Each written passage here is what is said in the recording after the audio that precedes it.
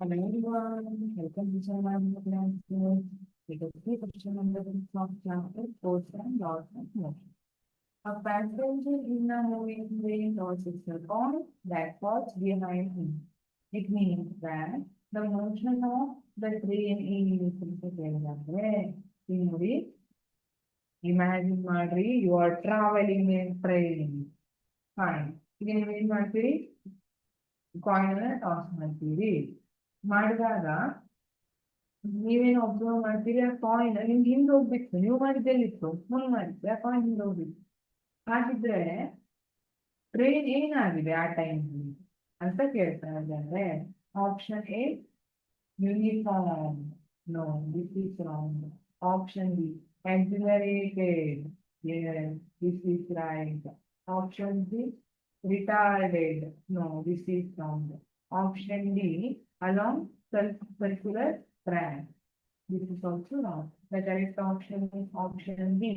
accelerated imagine this is according to law of inertia ಹೇಗೆ initially ನಿಮ್ಮ ಹತ್ರ coin ಇತ್ತು ಸರಿನಾ ಈಗ ಟ್ರೈನ್ 80 km/h ಸ್ಪೀಡ್ ಅಲ್ಲಿ ಹೋಗ್ತಾ ಇದೆ ಸೊ ಕಾಯಿನ್ ಏನಿದೆ ನಿಮ್ ಕೈಯಲ್ಲಿ ನೀವು 80 km/h ಸ್ಪೀಡ್ ಅಲ್ಲಿ ಇದ್ದೀರಿ ಆ ಕಾಯಿನ್ ಕೂಡ 80 km/h ಸ್ಪೀಡ್ ಅಲ್ಲಿ ಇದೆ ಈಗ ನೀವು ಟಾಸ್ ಮಾಡ್ತೀವಿ ಸರಿನಾ ಅದನ್ನ ಹಾರಿಸ್ತೀವಿ ಕಾಯಿನ್ ಅನ್ನ ಹಾರಿಸಿದಾಗ ಏನಾಗುತ್ತೆ ಟ್ರೈನಿಗೆ ಒಂದೇ ಸಲ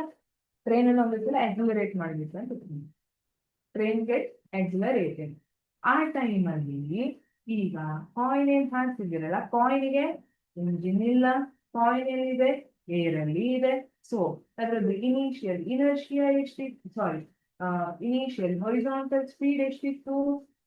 ಹೊರಿಜಾಂಟಲ್ ಸ್ಪೀಡ್ 80 km/h